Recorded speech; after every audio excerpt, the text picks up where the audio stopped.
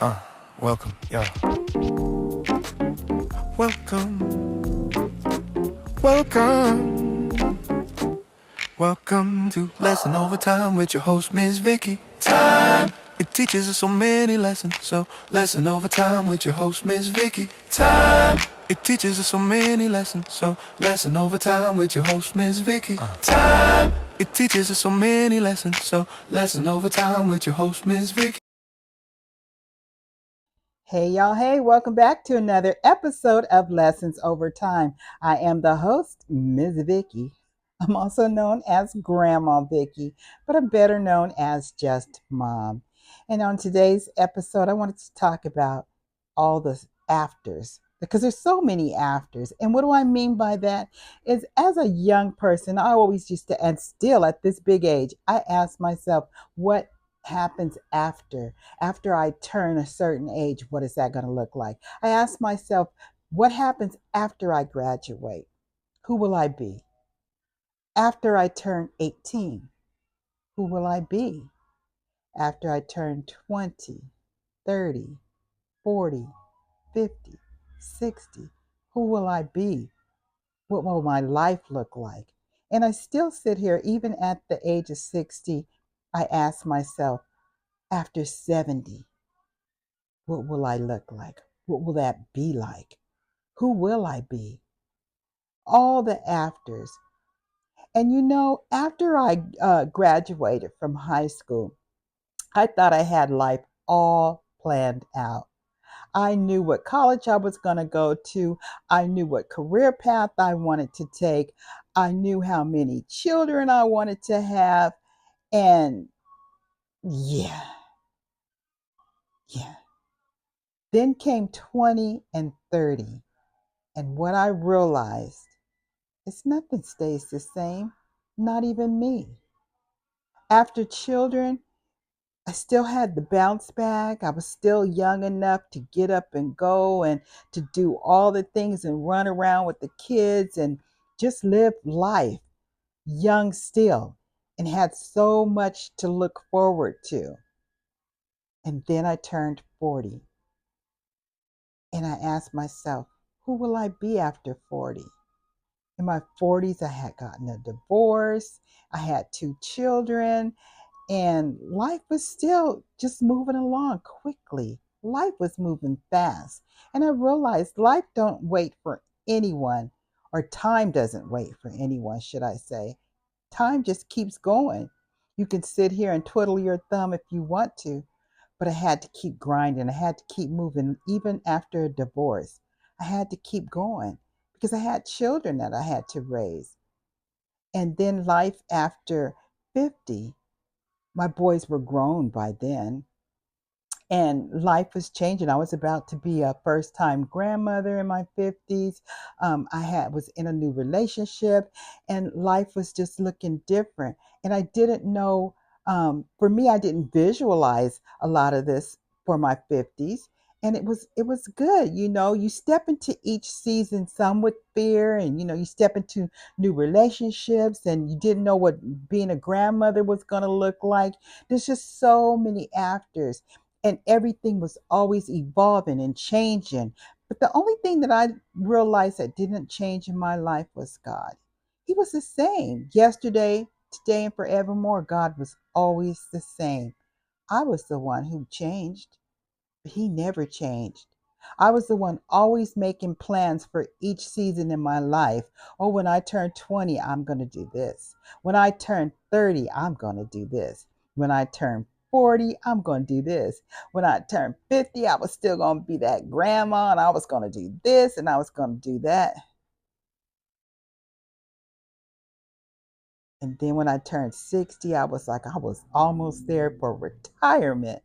I was going to retire and I was going to live the life of Riley. In my 50s, I started roller skating. I'd always loved to roller skate, but in 50, I picked up roller skating again because after COVID, people weren't really going outside exercising. So I just found me a nice parking lot, got me some roller skates, and went out there and just roller skate and loved it. Loved it, loved it, loved it. Now, people will get in your ear and say, hey, why are you roller skating at this age? And don't you know you could fall and blah, blah, blah. And then so many people, other people would say, oh, I want to get out there and just join you, but I'm too scared. And I tried to encourage people to come out there and just roller skate. And let's make this you don't have to be young to get out and roller skate. Educate yourself, get the right wheels and blah, blah, blah to get outdoors. You had to have a certain type of wheel to skate outdoors. And it was just that was a good time. That was a good time. And then when I turned 50, I said, 60, excuse me. I said, you know what?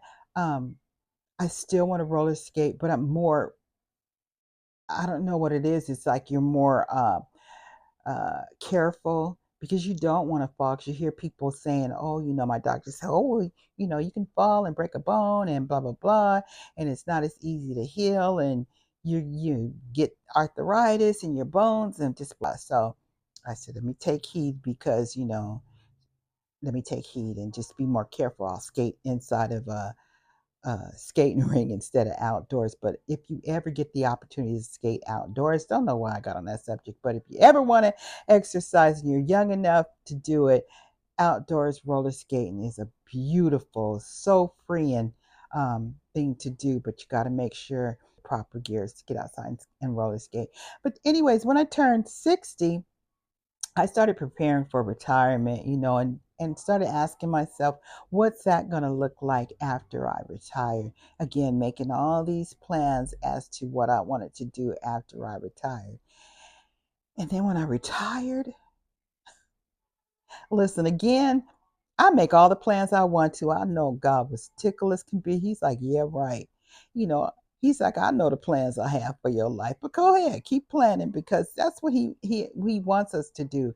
It's to plan and just execute some of the stuff. And if it's he'll let us know if that's the will for our lives or not.